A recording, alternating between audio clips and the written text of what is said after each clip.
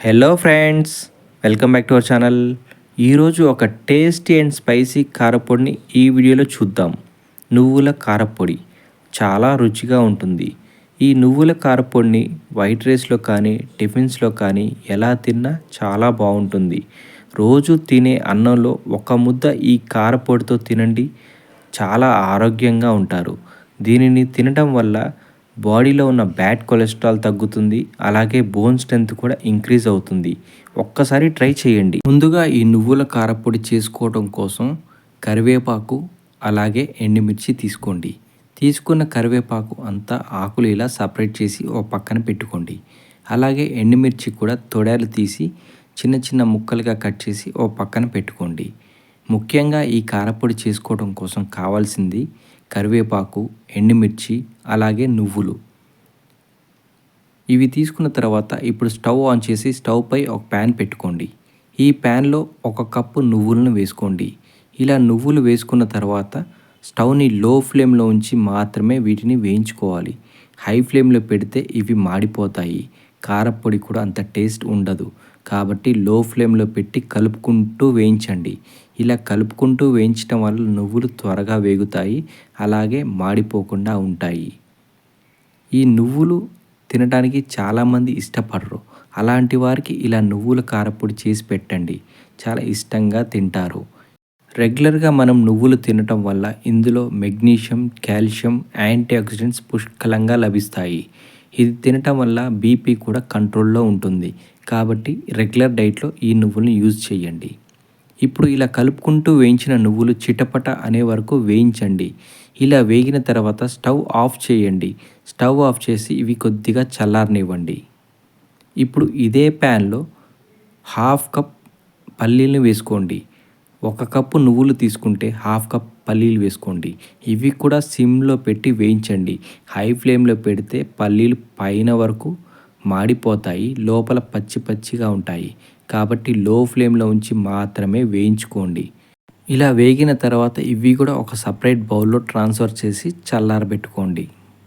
ఇప్పటి వరకు వీడియోని లైక్ చేయకపోతే లైక్ చేయండి. ఛానల్ని సబ్స్క్రైబ్ చేయని వారంటే సబ్స్క్రైబ్ కూడా చేయండి. ఇదే ప్యాన్లో 1 టేబుల్ స్పూన్ శనగపప్పు, 2 టేబుల్ స్పూన్ మినపగుండ్లు లేదా మినపప్పును వేసుకోండి. అలాగే 2 లేదా 3 టేబుల్ స్పూన్ జీలకర్ర కూడా వేయండి. ఇలా ఇవన్నీ వేసుకున్న తర్వాత 1 నిమిషం పాటు స్టవ్ని లో ఫ్లేమ్లో ఉంచి బాగా కలుపుకుంటూ వేయించండి. ఇలా కలుపుకుంటూ వేయించడం వల్ల అన్నీ కూడా సమానంగా వేగుతాయి. ఇలా 1 నిమిషం పాటు వేయించుకున్న తర్వాత ముందుగా రెడీ చేసి పక్కన పెట్టుకున్న కరివేపాకును కూడా వేసుకోండి. ఇలా కరివేపాకు వేసుకున్న తర్వాత ఒక్కసారి లైట్గా కలిపి మిక్స్ చేయండి. ఇది కూడా లైట్గా వేగనివ్వండి. ఈ కారపొడి తినటం వల్ల వెయిట్ లాస్ మరియు బోన్ స్ట్రెంత్ ఈజీగా ఇంప్రూవ్ అవుతుంది. ఇలా కరివేపాకు లైట్గా వేగిన తర్వాత ముందుగా రెడీ చేసి పెట్టుకున్న ఎండుమిర్చి అంతా కూడా ఇందులో వేసుకోండి. ఇలా వేసుకున్న తర్వాత కలుపుకుంటూ 1 నిమిషం పాటు వేయించండి. ఇలా కట్ చేసి వేయించుకోవటం వల్ల లోపల ఉన్న గింజలు కూడా బాగా వేగుతాయి. కారపొడి కూడా చాలా టేస్టీగా ఉంటుంది. కాబట్టి ఇలా కలుపుకుంటూ వేయించండి. నేను కారపొడి తక్కువ క్వాంటిటీ చేస్తున్నా కాబట్టి అన్నీ కలిపి ఒకేసారి వేయించాను. మీరు ఎక్కువ క్వాంటిటీ చేసుకునేవారు అన్నీ విడివిడిగా వేయించుకోండి. ఎండుమిర్చి, కరివేపాకు వేగే లోపల శనగపప్పు, మినపప్పు, జీలకర్ర మాడిపోతాయి. కాబట్టి విడివిడిగా వేసి వేయించుకోండి.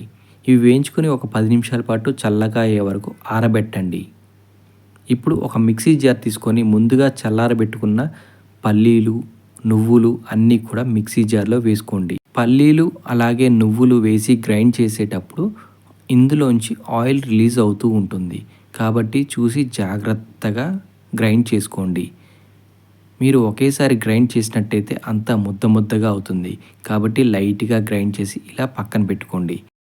ఇదే మిక్సీ జార్లో ముందుగా వేయించి చల్లారబెట్టుకున్న కరివేపాకు, ఎండుమిర్చి, శనగపప్పు, మినప్పప్పు, జీలకర్ర ఇవన్నీ ఈ మిక్సీ జార్లో వేసుకోండి. అలాగే రుచికి తగ్గట్టుగా ఉప్పును కూడా వేసుకోండి. సాల్ట్ అనేది మీ రుచికి తగ్గట్టుగా అడ్జస్ట్ చేసి వేసుకోండి.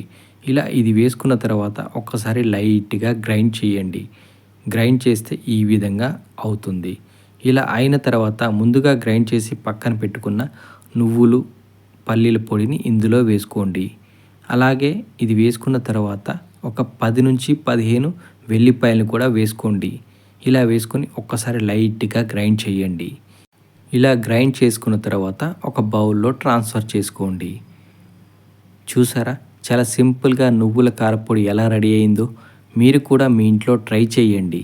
ఈ కారపొడిని ఒక్కసారి రెడీ చేసుకున్నారంటే 1 మంత్ వరకు ఈజీగా స్టోర్ చేసుకోవచ్చు. ఇది ఎక్కువ రోజులు నిల్వ ఉండటం కోసం ఎయిర్ టైట్ కంటైనర్ని యూజ్ చేయండి. అప్పుడు ఎక్కువ రోజులు నిల్వ ఉంటుంది. ఒక్కసారి ఈ నువ్వుల కారపొడిని తయారు చేసుకున్నామంటే రెగ్యులర్గా వైట్ రైస్లో కానీ టిఫిన్స్లో కానీ ఎలా అయినా ఈ కారపొడిని తినవచ్చు. చాలా బాగుంటుంది. పిల్లలకు రెగ్యులర్ డైట్లో దీన్ని ఇంక్లూడ్ చేయండి. చాలా హెల్తీగా ఉంటారు.